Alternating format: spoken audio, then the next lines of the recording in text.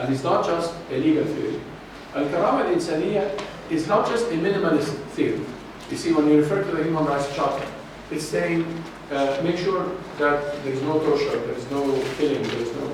The Karama al-Insaniya in Islam has levels that are much higher than the basic level of not losing your life and not being tortured. It is part of your Karama to find resources to get married, for example, in Islam. And that is the role of the society. The society has to allow you to be married. The society has to allow you to get educated. This is, in Islam, the role of the society. So it's not a minimalist approach in Islam, it's a maximalist approach. It's the dignity at its maximum, not at its minimum, even though the minimum is protected too. Dignity is not tied to a council, like the Security Council. Like you see, human rights in today's world is tied to the Security Council. The Security Council doesn't think that there is a human rights violation in Syria, so there is no human rights violation in Syria. Everything is fine. But in Islam, it's not like that. It's not tied to a body or a council. It is intrinsic. And therefore, yes, there are human rights violations in Syria. And everywhere, in fact, in America too. You see, that is Islam. So it is not tied, and it is not tied in the secular sense to particular sanctions. So you violate human rights, you have to go to the criminal court, and the criminal court might acquit you after killing 1,000 people, because it didn't kill too many, or whatever. In Islam, if you kill one soul, then you are a criminal, and you are, that is one soul in Islam, and so forth. It's not numbers.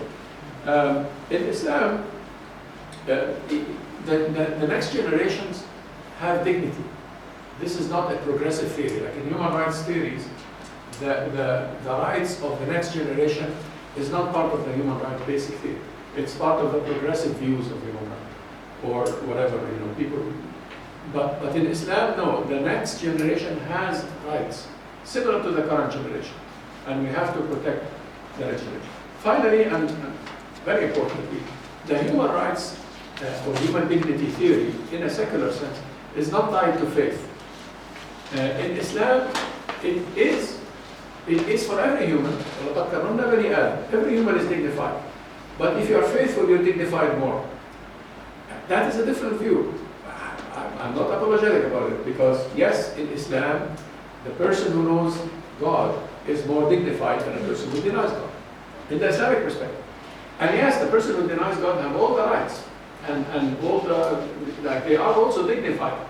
But in Islam, you can say that dignity has levels. And your iman, your faith, your taqwa, inna akramakum indallahi atqakum. You're more dignified if you have more taqwa. In Islam, the Quran is saying. So the ikram or the karama is tied to taqwa. And the more taqwa you have, the more karama you have. That is one example I'm giving here for these kinds of concepts and how they should shape your understanding of the reality. Not to define the reality in language that is foreign to Islam. Because once you do that, you fall into a methodological error from the Islamic methodology point of view. So here in this methodology course, we are learning to define the objectives of humanity, and therefore defining the reality based on that. I'll skip some details.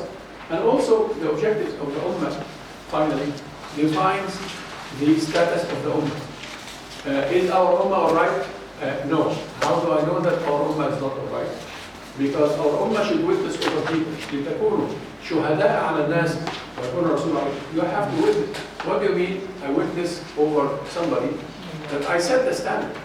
Like, we define, the Ummah of Muhammad and the Ummah of Islam in general should define cleanliness versus dirtiness. But we don't. Like, we are some of the dirtiest nations on earth. We should define dignity over humility or humiliation.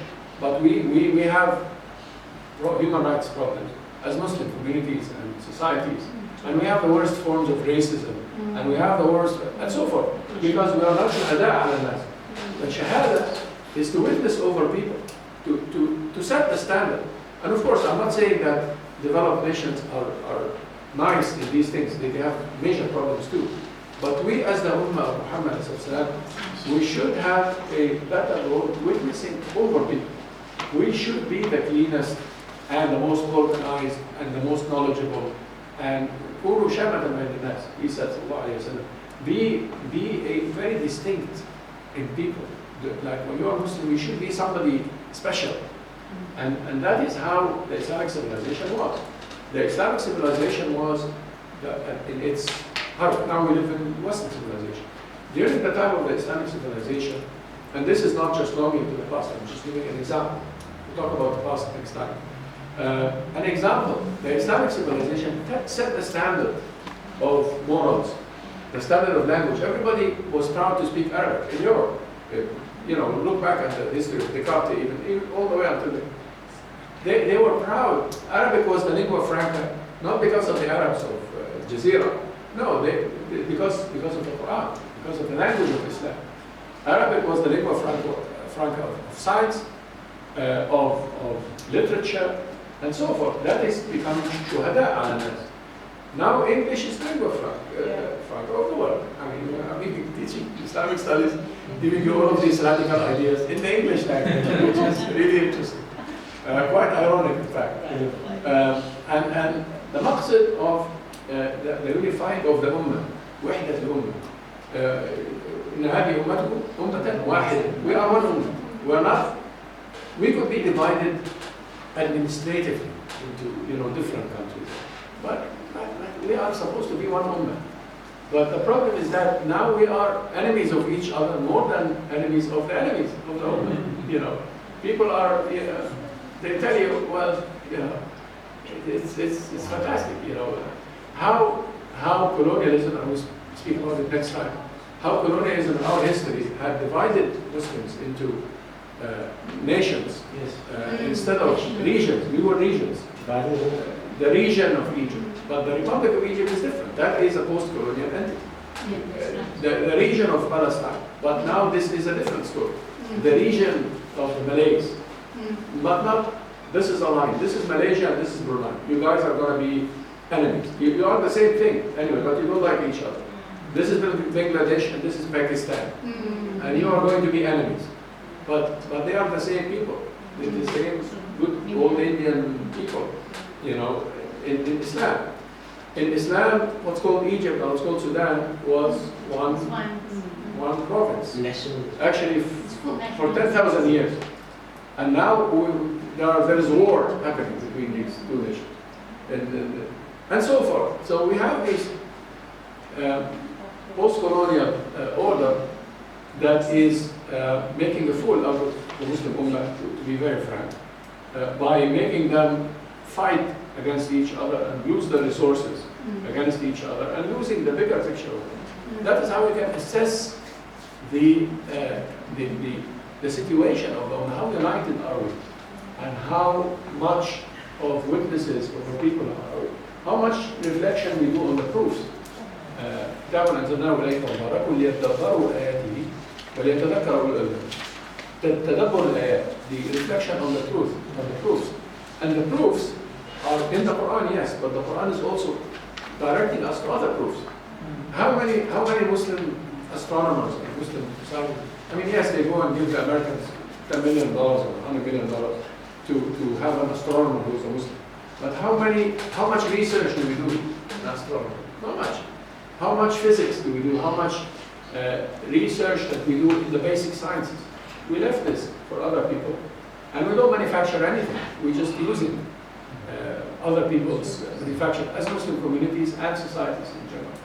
So the role of Islamic scholarship, finally, is to overcome these crises. But first of all, the role of the Islamic scholarship is to understand the reality and to be aware of it, and not to be deceived by all of these indexes and terminologies that are alien to Islam, that describe your reality in a way that takes you away from the understanding of the reality in terms of Islam. So the first thing you should do as a Muslim scholar is to understand the reality on your own terms. Define morality in your own terms. Well, don't define morality in legal terms. The law is a different story. Respect the law. But don't define morality in terms of the law. The law is legislation. It could change tomorrow morning, but morality doesn't change tomorrow morning. Define the environment according to your own values, not the economic values of the animals or the plants or whatever. That is important.